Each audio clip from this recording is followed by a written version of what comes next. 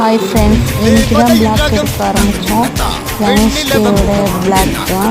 வத்த குழம்பு செய்வது எப்படி வீடியோ வந்து யூடியூப்பில் செல்லுங்க.